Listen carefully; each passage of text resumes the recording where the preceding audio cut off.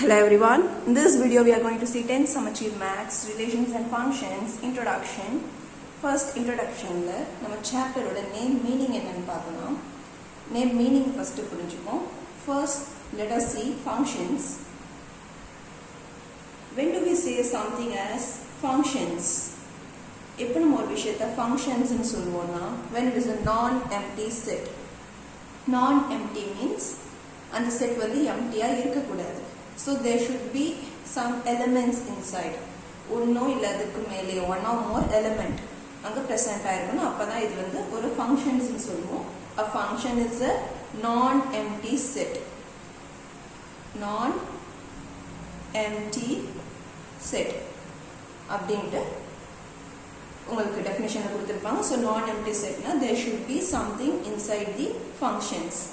So first functions என்னன்னு பார்க்கலாம். So take a set of example that is given in your book itself. உங்க bookல வந்து ஒரு collection of fruits கொடுத்திருப்பாங்க. Let's write that apple, orange, grapes. நம்ம இது அப்புறமா definition பார்க்கும்போது இத ஷார்ட்ல எழுதிப்போம். apple, orange, grapes ன்னு எடுத்துருக்கேன். So இப்படி ஒரு functionsன்ற போது நம்மள வந்து ஒரு எக்ஸாம்பிளுக்கு டெய்லி ஒரு ஃப்ரூட் எடுத்துக்க சொல்றாங்க அப்படின்ற போது ஏதாவது சாய்ஸ் கொடுக்கணும். ஒன்றும் இல்லை அதுக்கு மேலேயோ சாய்ஸ் கொடுத்தாதான் டெய்லி என்ன ஃப்ரூட் நீங்க செலக்ட் பண்ணிக்கலாம் அப்படின்னு உங்களுக்கு ஒரு ஐடியா வரும். when they don't give you any choice, அதாவது அது ஒரு எம்டி செட்டா இருந்தா நம்ம டெய்லி என்ன எடுத்துக்கணும்னே நமக்கு தெரியாது. ஸோ அங்கே ஒன்றும் இல்லை அதுக்கு மேலேயோ சாய்ஸ் தரணும். therefore ஃபங்க்ஷன்னா அது ஒரு நான் எம்டி செட். அது ஒரு நான் எம்டி செட்டாக இருக்கணும். அதாவது எம்டியா இருக்கக்கூடாது. ஒன்று இருந்தால் கூட அது ஃபங்க்ஷன் தான். ஒரு ஃப்ரூட்டை சொல்லி இதை டெய்லி எடுத்துக்கோங்கன்னு சொன்னா கூட அது ஒரு ஃபங்க்ஷன் தான். எதையுமே நம்ம மென்ஷன் பண்ணாமல் அதை டெய்லி எடுத்துக்க சொன்னா we won't have any choices. So function means it is a non-empty set. Next வந்து நம்ம ரிலேஷன்ஸ் பார்க்கலாம். Relation. When we will see relations. Relation எப்போ பார்ப்போம்னா when you compare two things. ஒரு ரெண்டு விஷயத்துக்கு தான் நம்ம ரிலேஷன் பார்க்க முடியும். ரெண்டோ இல்லை ஒரு விஷயத்தை மட்டும் வச்சு நம்ம அதை எது கூட ரிலேட் பண்ண முடியாது. ரிலேட் அந்த வார்த்தையே உங்களுக்கு புரியும். You have to relate something with other. ஒன்று வச்சோ இல்லை ரெண்டு வச்சோ நம்ம ரிலேட் பண்ணிட்டு ஒன்றுக்குமே ரெண்டு ஒன்றும் இன்னொன்னோடையோ இல்லை ஒன்றையும் இன்னும் ரெண்டோடையோ கம்பேர் பண்ணி பார்க்கறது தான் நம்ம ரிலேஷன்னு சொல்லுவோம். So for relation you can't find any relation with only one function. ஒரு ஃபங்க்ஷனை மட்டும் வச்சு நம்ம எந்த ரிலேஷனை கண்டுபிடிக்க முடியாது. So you need 1, 2 or more functions. ஒரு ஃபங்க்ஷன் மட்டும் வச்சு எதுவும் பண்ண முடியாது. So let us take 2 function. இது ஏ ஃபங்க்ஷனாக எடுத்துக்கலாம். நம்ம பின்னு இன்னொரு ஃபங்க்ஷன் எடுத்துக்குவோம். இங்கே வந்து ஒரு வெஜிடபிள்ஸ் எடுத்துக்கலாம். Right carrot, brinjal and beans.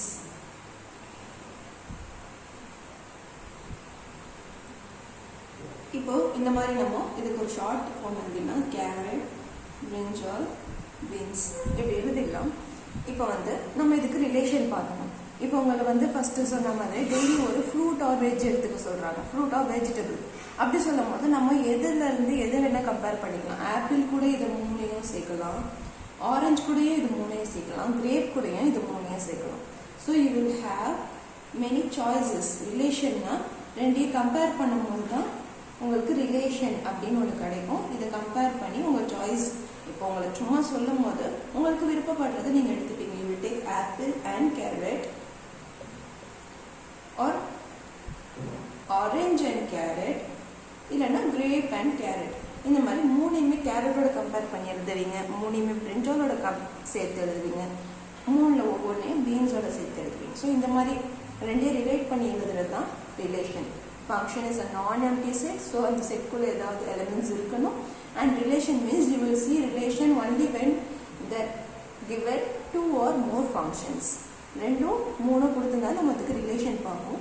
So function and relation புரிஞ்சிருச்சுன்னா உங்களுக்கு இந்த சாப்டர்ல கேட்டிருக்க இன்னும் ரெண்டு டேர்ம் என்னன்னு புரியும். அதாவது Cartesian product and ordered pairs.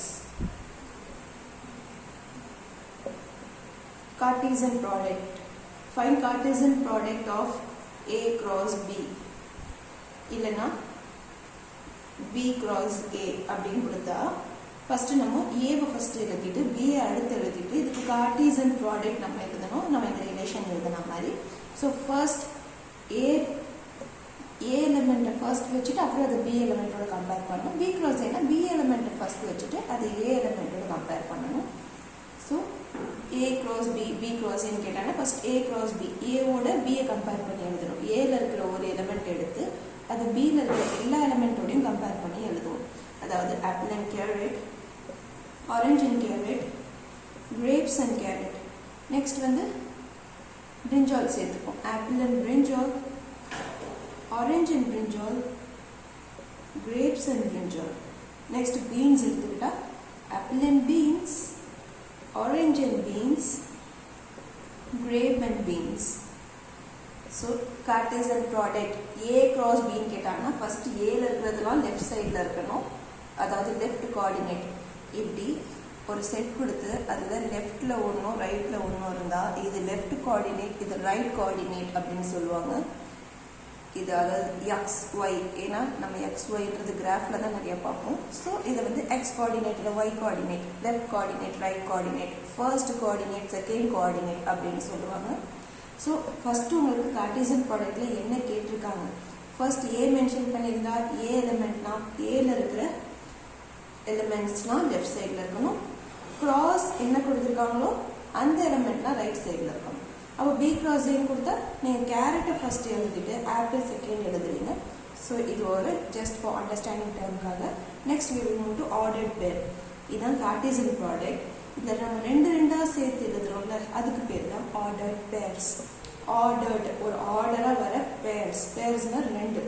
So நீங்கள் ரெண்டு கம்பேர் பண்ண எழுதுறீங்க. So this each and every set, so every element in a set is an ordered pair.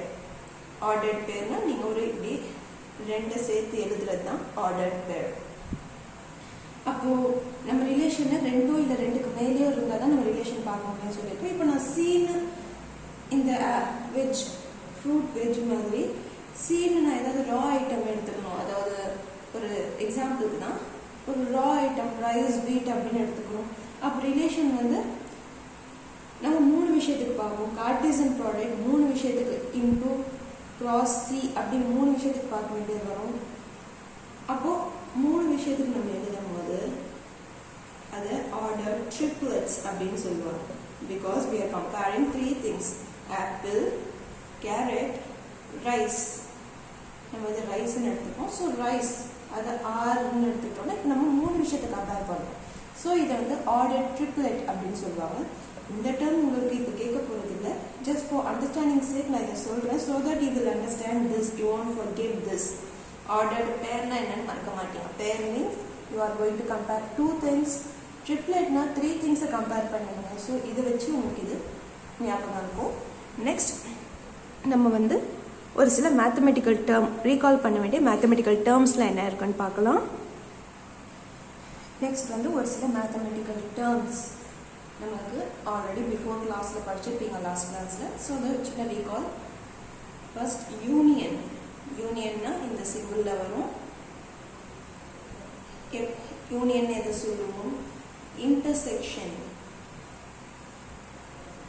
இன்டர்செக்ஷன்னா இந்த சிம்பிள் வரும். Next complement. காம்ப்ளிமெண்ட்னா ஏதாவது செட்க்கு இப்படி டேஷ் கொடுத்துருந்தா இதுக்கு பேர் complement. So A complement, B complement அப்படின்னு கொடுத்துருந்தா என்னன்னு பார்ப்போம். ஃபர்ஸ்ட் இதுக்கு நம்ம ஒரு டூ செட்ஸ் எடுத்துக்கலாம். ஏல 1 and 2 இருக்கு, பியில் வந்து 2 and 4 இப்படி இருக்குன்னு எடுத்துப்போம். இப்போ யூனியன். யூனியன்னா ரெண்டையும் சேர்த்து எழுதணும். A union B. யூனியன்னு கொடுத்துட்டு ஏ யூனியன் பி அப்படின்னு கேட்டிருந்தாங்கன்னா ஏ யூனியன் பி என்ன வரும்னா you will write all things that are in A as well in B. ஏல இருக்கிற எல்லாத்தையும் பியில் இருக்கிற எல்லாத்தையுமே ஒன்றா எடுத்து எழுதுறது தான் யூனியன். ஸோ ஏல 1 and 2 இருக்குது, you will right 1 and 2. Next பியில் 2 and 4 இருக்குது. 2 ஆல்ரெடி மென்ஷன் ஆகுது. So need not to right it for the second time. ஒரே எலிமெண்ட்டை 2 times மென்ஷன் பண்ணக்கூடாது. So you already have to அது ஆல்ரெடி இருக்குது. நெக்ஸ்ட் இங்கே 4 சேர்த்து எழுதிடுவீங்க. ஸோ 2 டேர்மில் இருக்கிற 2 செட்டில் இருக்கிற எல்லா எலிமெண்ட்ஸும் சேர்த்து எழுதுறது தான் union. Next you will see what the intersection is. Intersection means common term from both the things. Intersection A, intersection B அப்படின்னு கொடுத்துருந்தாங்கன்னா ரெண்டுத்துலேயுமே இருக்கிற பொதுவான ஒரு term, common term. So A intersection B ரெண்டுத்துலேயுமே இருக்கிற ஒரு காமன் டேர்ம் வந்து 1D 2 தான் ரெண்டுலேயுமே மென்ஷன் ஆயிருக்கு. Next complement. இப்படி ஒரு செட் கொடுத்து ஒரு ஃபங்க்ஷனை கொடுத்து அதுக்கு மேலே இப்படி டேஷ் கொடுத்துருந்தாங்கன்னா it's call A complement. B கொடுத்துருந்தாங்கன்னா it's call B complement. So A complement அப்படின்னு சொல்லியிருக்காங்கன்னா ஏல இருக்கிற ஐட்டம் கம்ப்ளீட்டாக நம்ம ரிமூவ் பண்ணி எழுதணும்.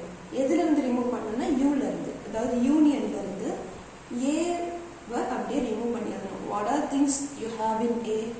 You have 1 and 2. 1 and 2 யூனியன்லேருந்து எலிமினேட் பண்ணி எழுதணும். You will eliminate 1 and 2 from union. So you will be left with only 4 மட்டும்தான் மிச்சம் இருக்கும். அப்போ A காம்ப்ளிமெண்ட் வந்து ஒன்லி 4. B காம்ப்ளிமெண்ட் அப்படின்னா Bல 2 and 4 இருக்குது. அந்த 2 and 4 யூனியன்லேருந்து எலிமினேட் பண்ணி எழுதுவீங்க. You will eliminate 2 and 4 from union. So you are left with only 1. And the 1 தான் உங்களோட B காம்ப்ளிமெண்ட். இது மூணும் நீங்கள் 9th படிச்சுட்டு 10th ஒரு ரிவிஷன் ஆகும். இது உங்கள் எக்ஸசைஸில் கேட்பாங்க. நெக்ஸ்ட்டு நம்ம வந்து ஒரு சில சிம்பிள்ஸையும் பார்த்துக்கலாம். Capital N.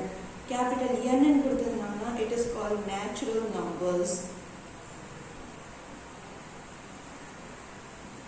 Capital W கொடுத்ததுனால it is called whole numbers. Next Z.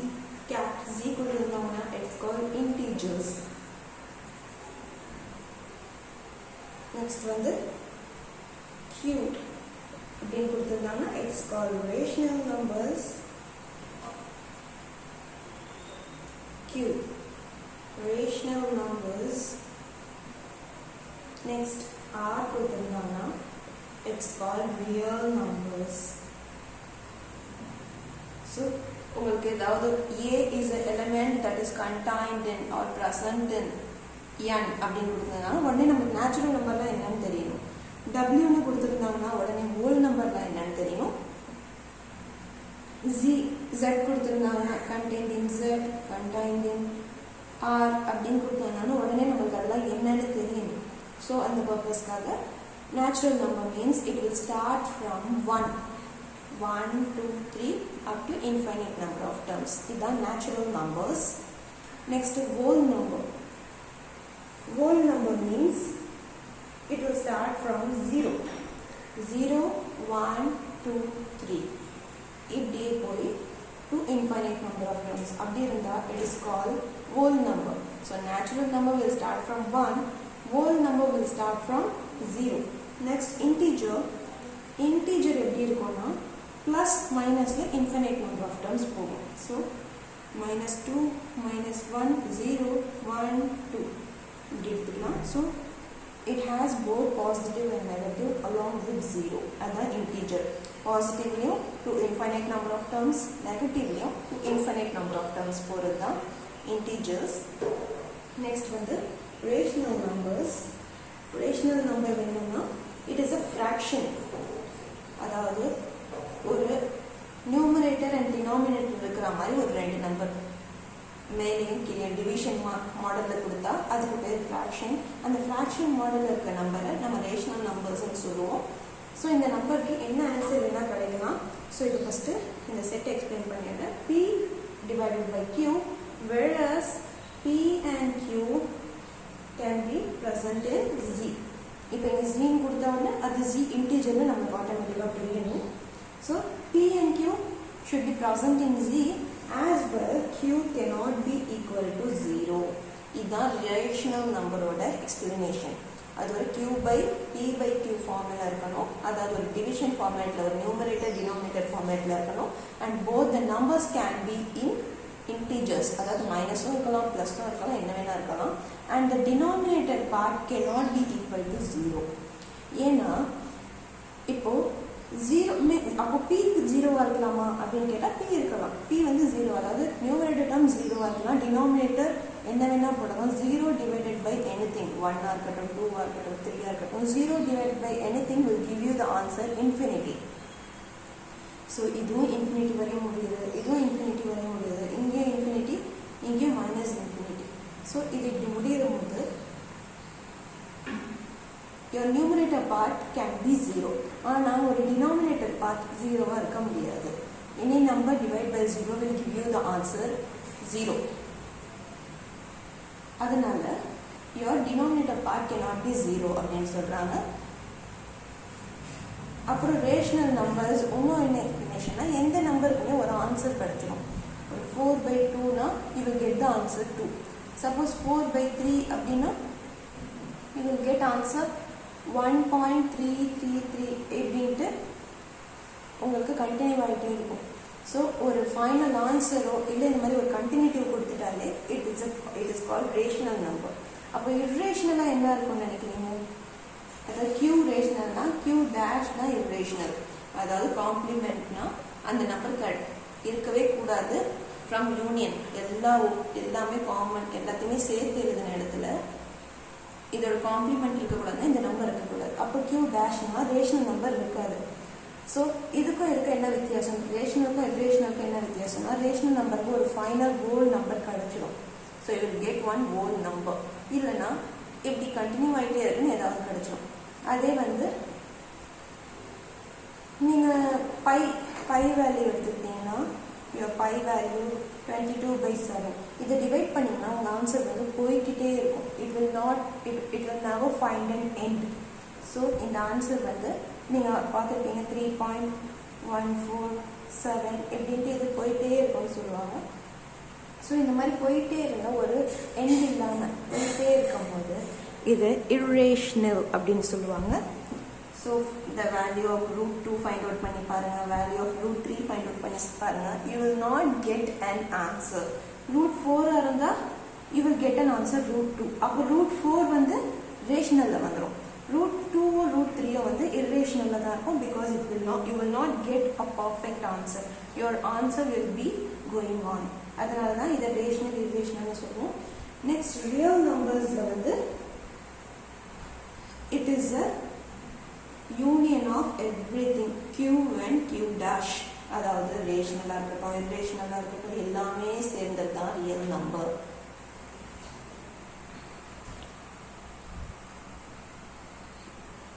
அவ்வளோதான். இந்த எக்ஸ்பிளனேஷன் உங்களுக்கு புரிஞ்சிருக்கும். ஸோ நீங்கள் நல்லா பார்த்தீங்கன்னா இந்த டேர்ம் வந்து இதுக்குள்ளே இருக்கிற டேர்மாக இருக்கும். ஜி வந்து ஹோல் நம்பர் வந்து ஜியில் ப்ரெசென்ட் ஆகிருக்கும். அதை நான் என்ன சொல்கிறேன்னா, your natural number is contained in, அதாவது நேச்சுரல் நம்பர் ஃபுல்லாகவே ஹோல் நம்பரில் இருக்கும். ஹோல் நம்பர் ஃபுல்லாகவே இன்டீஜரில் இருக்கும். இன்டீஜர் ஃபுல்லாக ரேஷனல் நம்பர்ஸில் இருக்கும். ரேஷனல் நம்பர்ஸ் ஃபுல்லாக ரியல் நம்பர்ஸில் இருக்கும்.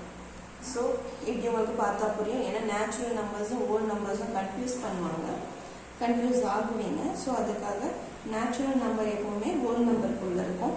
அது ஒரு டயக்ராம் போட்டு காட்டுறேன்.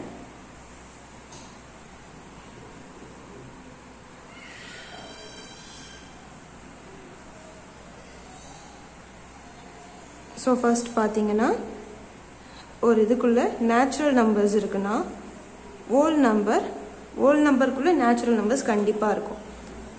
அப்புறமா இன்டீஜருக்குள்ளே whole number and natural numbers கண்டிப்பாக ப்ரெசென்ட் ஆகிருக்கும். நேச்சுரல் நம்பருக்குள்ளே ஹோல் நம்பர் இருக்காது, ஹோல் நம்பருக்குள்ளே இன்டீஜர் இருக்காது. ஆனால் இன்டீஜருக்குள்ளே ஹோல் நம்பர் இருக்கும், நேச்சுரல் நம்பர் இருக்கும், ஹோல் நம்பருக்குள்ளே நேச்சுரல் நம்பரும் இருக்கும். அப்படியே ஃபைனலாக பார்த்தீங்கன்னா இதுக்குள்ளே ரேஷனல் நம்பர் இருக்கும், அப்புறம் அதுக்கும் உள்ள ரியல் நம்பர்ஸ் இருக்கும். எல்லாமே ஒன்றுக்குள்ளே ஒன்றா இருக்கும். ஸோ இந்த நம்பர்ஸ் டேர்ம் உங்களுக்கு புரிஞ்சிருக்கும். நெக்ஸ்ட் வந்து நம்ம ஃபங்க்ஷன்ஸ் பார்க்கலாம். நெக்ஸ்ட் ஃபங்க்ஷன்ஸ்ன்றது உங்களுக்குள்ள எப்படி கொடுத்துருப்பாங்கன்னா, function from A to B அப்படின்னா ஒரு a and b னு ஒரு ரெண்டு ஃபங்க்ஷன் இருக்கும். இது a ல இருந்து b க்கு போகுதுன்னு எழுதிக்கணும். இந்த ஃபங்க்ஷன் ஒரு 1 2 3 4 இப்படி ஒரு எலிமெண்ட்ஸ் இருக்குன்னு வச்சுக்கலாம். நெக்ஸ்ட் 2 3 4 5 இப்படி ஒன்று இருக்குன்னு வச்சுக்கலாம். ஸோ இங்கே இருக்கிற ஃபங்க்ஷன் இங்கே போய் எது கூடயாவது மேட்ச் ஆகும். ஸோ 1 வந்து 2க்கு மேட்ச் ஆகுற மாதிரி, 2 3க்கு மேட்ச் ஆகுற மாதிரி, 3 4க்கு மேட்ச் ஆகுற மாதிரி, 4 5க்கு மேட்ச் ஆகுற மாதிரி ஒரு டயக்ராம் போட்டுக்கலாம். இதுக்கு பேர் தான் ஏரோ டயக்ராம். இந்த டயக்ராம் இப்படி போட்டோம்னா இதில் டொமைன் என்ன, கோடொமைன் என்ன, ரேஞ்ச் என்ன அப்படின்னு கேட்டாங்கன்னா, so what ever item that are present in left side அதெல்லாம் தான் டொமைன். ஸோ லெஃப்ட் சைடில் இருக்கிறது 1 2 3 4, ரைட் சைடில் இருக்கிற எல்லாமே கோடொமைன். ரைட் சைடில் இங்கே ஒரு 6ன்னு சேர்த்து எழுதிக்கலாம். ரைட் சைடில் இருக்க எல்லாமே கோடொமைன், அதாவது 2 3 4 5 6 எல்லாமே கோடொமைன். ரேஞ்ச் என்னன்னா ரைட் சைடில் என்னெல்லாம் மேட்ச் ஆகிருக்கோ அது மட்டும்தான் ரேஞ்ச். அதாவது 2 மேட்ச் ஆகிருக்கு லெஃப்டில் ஒரு இமேஜோட, 3 ஆகிருக்கு, 4 மேட்ச் ஆகிருக்கு, 5 மேட்ச் ஆகிருக்கு, 6 வந்து எது கூட மேட்ச் ஆகலை. So you will not right 6. கோடொமைனா ரைட்டில் இருக்க எல்லாமே, டொமைனா லெஃப்டில் இருக்க எல்லாமே, ரேஞ்ச்னா ரைட்டில் எதுலாம் மேட்ச் ஆகிருக்கோ அது மட்டும்தான் ரேஞ்ச். இப்போ இந்த மாதிரி விட்றீங்க அப்படின்னு கேட்கும்போது நம்ம ஃபஸ்ட்டு ஃபங்க்ஷன் எதெல்லாம் ஃபங்க்ஷனாக, it is a function or not a function அப்படின்னு கேட்பாங்க. ஃபஸ்ட்டு எதெல்லாம் ஃபங்க்ஷனாக இருக்கலாம், எதெல்லாம் ஃபங்க்ஷனாக இருக்க முடியாது அப்படின்றது சொல்கிறேன். இந்த டொமைன், கோடொமைன் அண்ட் ரேஞ்ச் புரிஞ்சிருக்கோம் உங்களுக்கு. நெக்ஸ்ட் வந்து நம்ம ஃபங்க்ஷன் நாட் அ ஃபங்க்ஷன் அப்படின்றத பார்க்கலாம். இப்போ வந்து லெஃப்டில் இருக்க எல்லாமே ரைட்டோட மேட்ச் ஆகுதா, இட் இஸ் அ ஃபங்க்ஷன். இப்படி இருந்தால் எந்த ப்ராப்ளமும் இல்லை, இட் இஸ் அ ஃபங்க்ஷன். இப்போ வந்து லெஃப்டில் இருக்கிற எல்லாம் ரைட்டோட மேட்ச் ஆகி ரைட்டில் ஒரு எக்ஸ்ட்ரா இமேஜ் மேட்ச் ஆகாமல் இருந்தாலும் இட் இஸ் அ ஃபங்க்ஷன் தான். ரைட்டில் ஒன்று when one of the image is left unmatched or unpaired அப்படி இருந்தால் இது வந்து எந்த ப்ராப்ளம் இருக்காது. even though it is not matched with anything, it is called as function only. இப்போ எல்லாமே எல்லாத்தோட மேட்ச் ஆகிருந்தாலும் ஃபங்க்ஷன் தான், ரைட் சைடில் ஒன்று விட்டு இருந்தாலும் ஃபங்க்ஷன் தான். அப்புறம் வந்து ரெண்டு எலிமெண்ட்டும்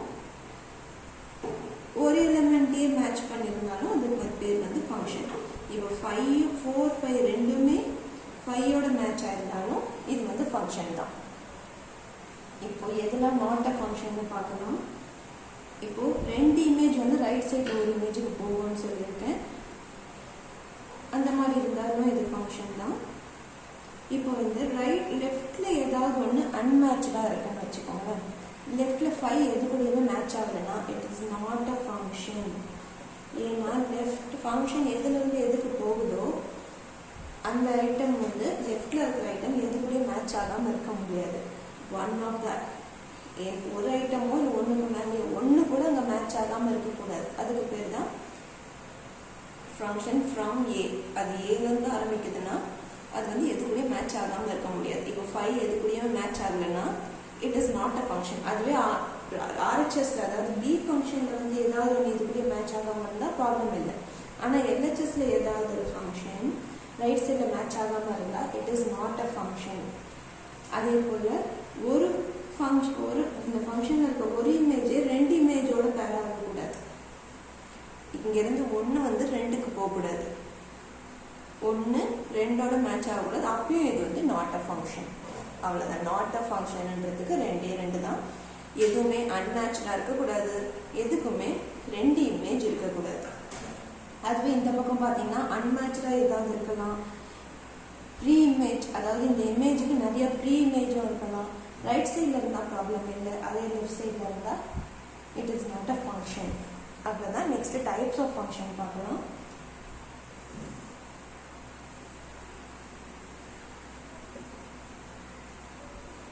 Types of function. First, one-to-one function. One-to-one function எப்போ வந்து இது 1 to 1 ஃபங்க்ஷன் சொல்லுவோம்னா from A to B 1 2 3 4. இப்போ ஒவ்வொன்றுமே ஒவ்வொன்னோட மட்டும் பேர் ஆயிருந்தா, எதுவுமே டபுளாக பேர் ஆகாமல் 1 வந்து 3 ஓடையும் 2 வந்து 4 ஓடையும் மட்டும் பேர் ஆயிருந்தா it is called 1 to 1 function. Second, many to 1. many to 1 function, அதாவது இங்கேருந்து ரெண்டு ப்ரீ இமேஜுக்கு ஒரு இமேஜ் கிடைக்கலாம்னு சொல்லியிருக்காரு. அதாவது many to 1, ரெண்டும் இருக்கும் மேலேயும். ஏபி எடுத்துக்கலாம் 1 2 3. இப்போ 1 2 3 எல்லாமே இங்கே இருக்கிற 4ஓட மட்டும் மேட்ச் ஆச்சுன்னா 3 and 5 இருக்கட்டும், அது இருக்கும் போதும் எல்லாமே 4ஓட மட்டும் மேட்ச் ஆச்சுன்னா it is many to 1 function. Next வந்து on to.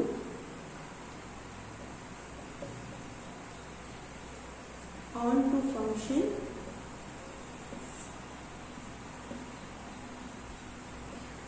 into function. இந்த into on to என்னன்னு பார்ப்போம்.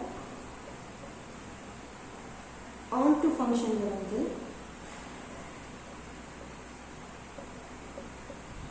so இப்படி ரெண்டு எடுத்துப்போம்.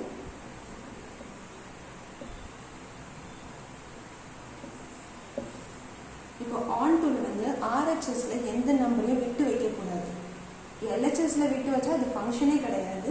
RHSல எந்த நம்பரையும் விட்டு வைக்கக்கூடாது. ஸோ RHSல இருக்க எல்லா இமேஜுக்கும் ப்ரீ இமேஜ் இருக்கணும். அப்படின்னா இது on to ஃபங்க்ஷன். RHSல ஒரு நம்பரை மட்டும் விட்டு வச்சா இது வந்து into ஃபங்க்ஷன். இங்க இருக்கிற ரெண்டு ப்ரீ இமேஜுக்கு ஒரு இமேஜ் இருக்கலாம். ஸோ இந்த எல்லா RHSல இருக்க எல்லாமே மேட்ச் ஆகிட்டா இது on to ஃபங்க்ஷன். RHSல ஏதாவது ஒன்று ரிமைனிங் நம்ம வச்சிருந்தோம்னா இதுக்கு பேர் into ஃபங்க்ஷன். இது ரெண்டுமே ஆப்போசிட்டாக கான்வர்ஸாக சூட் ஆகாது. அதாவது இங்கேருந்து ரெண்டு ஒரு இதுக்கு போகும், இங்கேருந்து ரெண்டு இமேஜ் ஒரு ப்ரீ இமேஜ்க்கு இருக்காது. அப்படி மாற்றி இருந்துட்டாலே it is not a function. இங்கே ஒரு one number can be left unmatch, அதுவே LHSல இருக்கக்கூடாது. அப்படி இருந்தால் it is not at all a function. ஆனால் இந்த மாதிரி இருக்கிற ரெண்டும் ரைட் சைடுக்கு இது அக்செப்டபிள், அதுக்காக இதுக்கு நேம் வந்து on to ஃபங்க்ஷன், இது into ஃபங்க்ஷன். லாஸ்ட்டாக இருக்கிற ஒரு ஃபங்க்ஷன் வந்து bijective function. bijective function. bijective எப்போ சொல்லுவாங்கன்னா பைனா ரெண்டு. எப்போ bijective சொல்லுவாங்கன்னா when it satisfies rule number 1 and rule number 3. first ஃபங்க்ஷனையும் third ஃபங்க்ஷனையும் satisfy பண்ணலாம். when it satisfies 1 and 3 it is a bijective function. அதாவது ஒன்று சாட்டிஸ்ஃபை ஆகி ஒன்று சாட்டிஸ்ஃபை ஆகலைனாலும் it is not a bijective. இது சாட்டிஸ்ஃபை ஆகி இது சாட்டிஸ்ஃபை ஆகலைன்னா இது வந்து நாட் அ பைஜெக்டிவ். இப்போ வந்து ஆன் டூனா எதுவும் நத்திங் ஷுட் பி லெஃப்ட் அன்மேட்ச் அப்படின்னா தான் ஆன் டூ. இங்கே ஆன் டூ உங்களுக்கு இருந்து 1 to 1 பார்த்தா இது 1 to 1 கிடையாது. 1லேருந்து 4 போகுது, 2லேருந்து 4 தான் போகுது. So it is many to 1 இருக்கிறதுனால இதுவும் இதுக்குள்ள இருக்கு. ஸோ இது வந்து 1 to 1 கிடையாதுன்றதுனால நம்ம இப்போ போட்டிருக்க ஃபங்க்ஷன் வந்து நாட் அ பைஜெக்டிவ் ஃபங்க்ஷன். அவங்க வந்து பைஜெக்டிவ் கேட்கும் போது it should satisfy 1 to 1 and on to. அப்போதான் இது வந்து பைஜெக்டிவ் ஃபங்க்ஷன் அப்படின்னு சொல்லுவாங்க. That's all. Your introduction for relations and function is over. Hope you all can understand the video. Thank you.